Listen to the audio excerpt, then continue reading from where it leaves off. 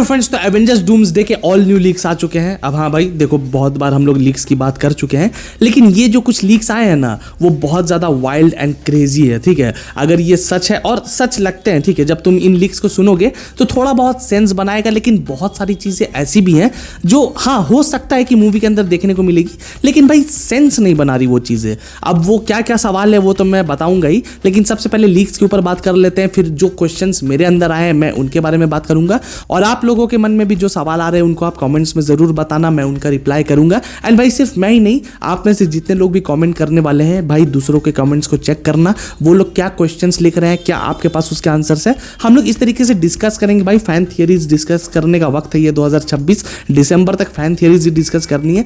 बहुत मजा आएगा। हर चीज हम लोग वीडियो में नहीं कर सकते, कुछ चीजें कमेंट में भी खेल सकते हैं हम लोग। तो भाई देखो, अब लीक्स के अकॉर्डिंग थंडरबोल्ट्स मूवी के एंड क्रेडिट सीन में हमने जो शिप देखी थी ना, फैंटास्टिक फोर वाली, तो उस शिप के अंदर कौन कौन है ये यहाँ पे हमें बताया गया है। तो उस शिप के अंदर फैंटास्टिक फोर की टीम तो है ही, पूरी टीम है ही, लेकिन उसके अलावा उसमें डॉक्टर डूम भी है, एंड डॉक्टर डूम के अलावा वहाँ पे स्टीव रॉजर्स भी है। मतलब भाई वो क्या, मतलब स्टीव रॉजर्स भी है उसके अंदर। डूम वाले लीक तो हम लोग सुन रहे थे कि डूम भी साथ में होगा, लेकिन भाई स्टीव रॉजर्स तो भाई हाँ, माई टाइम टू शाइन के अकॉर्डिंग मेकर्स ने एक सीन शूट किया है जहां उस हाउस में हमने जो डूम्सडे से पहले के टीजर में देखा था ना, वो एक्चुअली में एंड गेम के एंड वाला ही हाउस है जहां पे स्टीव और पैगी ऐसे डांस वगैरह कर रहे थे। ठीक है, और भाई गेस व्हाट, इसके आगे क्या होने वाला है। तो यहाँ पे वो लोग जब डांस वगैरह हो चुका होगा तो उसके बाद उसी सीन को ऐसे कंटिन्यू करते हुए हमें दिखाया जाएगा कि वहां पे लोकी आया है। ठीक है, लोकी के सीन शूट किए गए हैं वहां पे, एंड लोकी के अलावा डॉक्टर डूम के भी सीन शूट हुए हैं उसी घर में। मतलब कि भाई लोकी आएगा एंड फिर उसके बाद डॉक्टर डूम भी आएगा उसी घर के अंदर। और अब धीरे धीरे क्लियर हो रहा है कि भाई क्यों उस घर को इतने अच्छे से दिखाया गया था टीजर 1 के अंदर।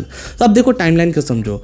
तो अब लीक के अकॉर्डिंग ऐसा बताया जा रहा है कि वहाँ पे जब ये स्टीव रॉजर्स अपने छोटे से बच्चे के साथ होता है, गोद में लिए हुए होता है, तो उसी टाइम पे यहाँ पे लोकी एंट्री लेता है, एंड लोकी स्टीव से मिलकर उसे वॉर्न करता है एक तरीके से। ठीक है, वॉर्न करता है कि अगर तुम इस यूनिवर्स में या फिर इस टाइमलाइन में रहे तो ये पूरा यूनिवर्स डिस्ट्रॉय हो जाएगा। मतलब यहाँ पे बेसिकली लोकी जो है वो स्टीव को ये बताएगा कि तुमने ये जो डिसीजन लिया है अपने प्यार के लिए, अपने ज़िंदगी की हैप्पी एंडिंग के लिए, वो इमोशनली तो सही हो सकता है, लेकिन भाई तुम जो यहाँ पे पास्ट में आकर रुक गए हो, इस टाइमलाइन में आकर अपना घर बना लिया है तुमने, तो इसके सीरियस कॉन्सिक्वेंसेस होने वाले हैं और बहुत ही बुरे कॉन्सिक्वेंसेस होने वाले हैं। तो भाई यही सब कुछ लोकी वहाँ पे उसे बताएगा, एंड लोकी एक्चुअली में उसको एक टाइमलाइन से दूसरे टाइमलाइन में लेकर जाएगा। एंड लीक्स के अकॉर्डिंग ऐसा कहा जा रहा है कि जिस टाइमलाइन में लोकी स्टीव रॉजर्स को शिफ्ट करेगा वो यूनिवर्स होगा अर्थ 828 का। मतलब कि भाई कौन सा यूनिवर्स, फैंटास्टिक फोर का यूनिवर्स, जिसका मतलब ये है कि लोकी स्टीव रॉजर्स को फैंटास्टिक फोर के यूनिवर्स में ही टेलीपोर्ट कर देगा। एंड ये जो सारी चीज़ें हो रही है उसकी एक टाइमलाइन भी बताई गई है कि ये जो सारी चीज़ें हुई हैं, मतलब लोकी जो है वो स्टीव रॉजर्स को दूसरे यूनिवर्स में करेगा, 828 वाले यूनिवर्स में ट्रांसपोर्ट करेगा। तो ये सारी चीज़ें कब हो रही हैं, ये हो रही है एंड गेम और लोकी सीजन 2 के टाइमलाइन के बीच में। मतलब कि एंड गेम हमने जहाँ पे एंड गेम खत्म हुआ था और जहाँ पे लोकी सीजन 2 खत्म हुआ था, तो उसी के बीच में ये सारी चीज़ें टेक प्लेस करेंगी। ठीक है, मतलब कि अभी तक लोकी थ्रोन में बैठा नहीं है, मतलब सीजन 2 के एंड में वो थ्रोन पे बैठा है ना।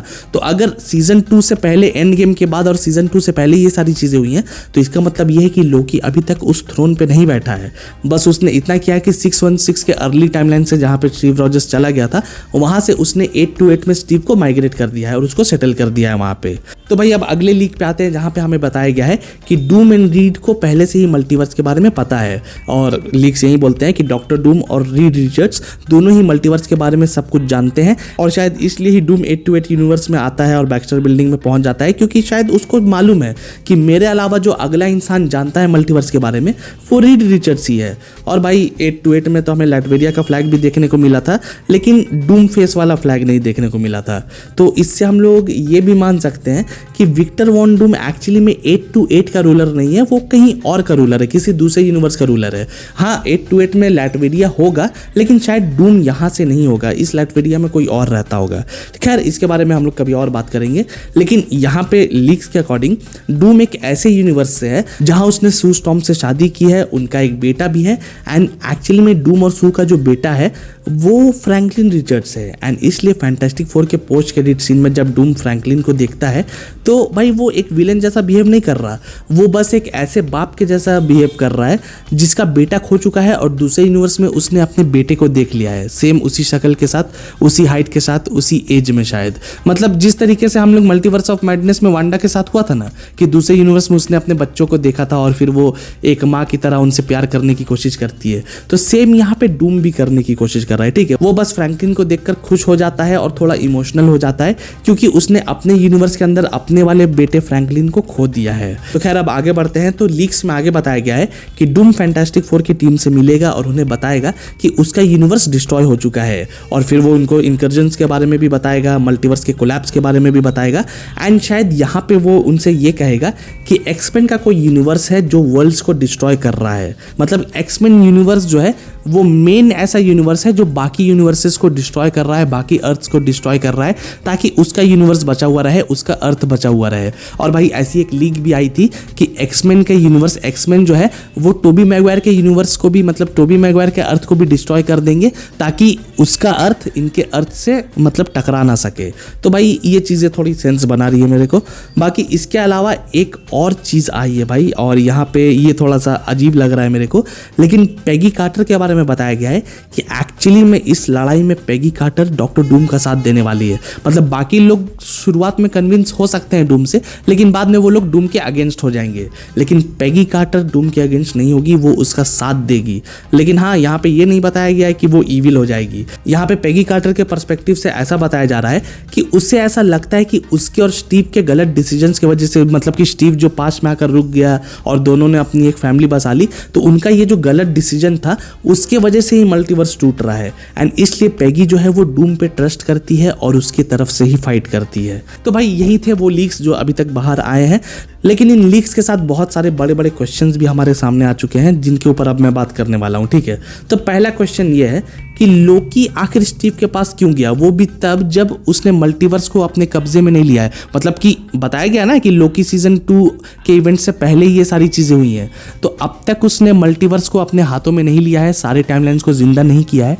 तो जब तक वो उस चेयर पे बैठ नहीं जाता वो हर यूनिवर्स को देख कैसे सकता है। मतलब कि हाँ देख सकता है, लेकिन भाई जब इतने सारे यूनिवर्स टूट रहे हैं तो स्पेशली वो स्टीव के यूनिवर्स में ही क्यों जाएगा, उसको ही जाकर आगाह क्यों करने की कोशिश करेगा। मतलब इसका कोई सेंस नहीं बन रहा। हाँ एक सेंस बन सकता है कि सीक्रेट वॉर्स को सेटअप करने के लिए स्टीव रॉजर्स की ज़रूरत होगी इसे, एंड शायद इसलिए लोकी इस वाले स्टीव रॉजर्स को स्ट्रैटेजिकली अपने अकॉर्डिंग मूव कर रहा है। लेकिन फिर भी एक लॉजिकल रीज़न नहीं है कि इतने सारे यूनिवर्सेस टूट रहे हैं, इतनी सारी टाइमलाइंस डिस्ट्रॉय हो रही हैं, तो वो स्पेशली स्टीव रॉजर्स के पास ही क्यों जाएगा और उसी यूनिवर्स में क्यों जाएगा, और भी कहीं जा सकता था। लेकिन भाई फिर इसी के साथ अगला सवाल ये भी रेज होता है कि आखिर स्टीव रॉजर्स लोकी पे बिलीव क्यों करेगा। मतलब कि एक तो लोकी को वो विलेन ही समझता है, मतलब वो तो नहीं जानता ना कि लोकी अब क्या बन चुका है। मतलब कि भाई खुद सोचो कि वो लोकी पे बिलीव क्यों ही करेगा, उसके लिए तो लोकी एक विलेन ही है ना, तो वो एक विलेन की बात क्यों मानेगा और लोकी के सिर्फ कह देने से वो 616 को छोड़कर 828 में क्यों चला जाएगा। तो इसका एक सॉलिड रीजन होना चाहिए, ठीक है, मार्वल के पास। अगर एक्चुअली में इस सीन को दिखाया जाने वाला है तो ये इसका एक लॉजिक अच्छा होना चाहिए, एंड आई थिंक लॉजिक अच्छा होगा, लेकिन मेरे दिमाग में फिलहाल इसका कोई एक्सप्लेनेशन नहीं आ रहा। फिर इसके बाद एक सवाल ये भी है कि डूम इतना सब कुछ कैसे जानता है भाई। मतलब स्टीव 828 में है, ये डूम को कैसे पता है? क्योंकि देखो पहले लीक्स में बताया गया था ना कि लोकी के जाने के बाद डूम भी आएगा, तभी तो फिर फैंटास्टिक फोर, डूम और स्टीव रॉजर्स सारे मिलकर 616 यूनिवर्स में आएंगे। तो डूम भी इतना सब कुछ कैसे जानता है? और डूम को ऐसा क्यों लगता है कि स्टीव रॉजर्स को लेने से एवेंजर्स कन्विंस हो जाएंगे? क्योंकि भाई ये काम तो वो अकेले भी कर सकता है क्योंकि उसके पास आयरन मैन का चेहरा है। तो स्पेशली स्टीव रॉजर्स को वहाँ ले जाने का क्या मतलब एक्स्ट्रा सिक्योरिटी बढ़ा रहा है क्या, Z+ सिक्योरिटी कर रहा है? तो इसका भी कुछ खास आंसर है नहीं मेरे पास, ठीक है ना, मेरे को समझ में आया। आप लोग कमेंट्स में अपने आंसर ज़रूर देना। अब देखो डूम को इतना कैसे पता है, इसका एक ही लॉजिकल आंसर है कि भाई डूम मल्टीवर्स को स्टडी करता रहता है और ये एक्चुअली में मैनिपुलेट कर रहा है सबको। यहाँ पे ये किसी की हेल्प नहीं कर रहा है, ये एक्चुअली में इसकी मैनिपुलेशन टेक्निक्स है, ठीक है। और जहां तक बात है एक्समैन के अर्थ को डिस्ट्रॉय करने की, क्योंकि ये लोग मिलकर एक्समैन के अर्थ में ही जाने वाले हैं ना, ताकि उनको हरा सके। तो भाई यहाँ पे तुम अलग क्या कर रहे हो? एक्समैन भी क्या कर रहे थे? अपने अर्थ को बचाने के लिए टोबी मैगवायर के यूनिवर्स को उन्होंने डिस्ट्रॉय कर दिया और भी कुछ यूनिवर्सेस को डिस्ट्रॉय कर दिया होगा। तो भाई तुम क्या अलग कर रहे हो? तुम भी तो यही कर रहे हो ना, तुम अपने अर्थ को बचाने के लिए एक्समैन के यूनिवर्स को बर्बाद करने के लिए जा रहे हो। तो तुम दोनों तो एक ही प्लेन में हो, तो तुम यहाँ इनकर्जेंस को रोक तो नहीं पा रहे हो भाई, तुम तो बस अपनी अस्तित्व को बचाने की कोशिश कर रहे हो। तो इन सारी चीज़ों का एक लॉजिकल आंसर देना बहुत ज़्यादा ज़रूरी है, और हो सकता है कि मार्वल एक लॉजिकल आंसर दे भी दे, लेकिन फिलहाल मेरे पास ये सारे क्वेश्चंस थे। बाकी इन लीक्स को सुनने के बाद आपके अंदर और क्या क्वेश्चंस आए हैं, और भाई अगर देखो जितने सवाल मैंने रखे हैं उनका क्या एक लॉजिकल आंसर आप दे सकते हो, कमेंट्स में ज़रूर देना। तो चलो यार, अब बस आज के लिए इतना ही। अगर आपको ये वीडियो पसंद आई हो तो जाने से पहले वीडियो को लाइक और चैनल को सब्सक्राइब भी ज़रूर कर देना। तो चलो अब मिलते हैं अगली वीडियो में, तब तक के लिए गुड बाय, टेक केयर।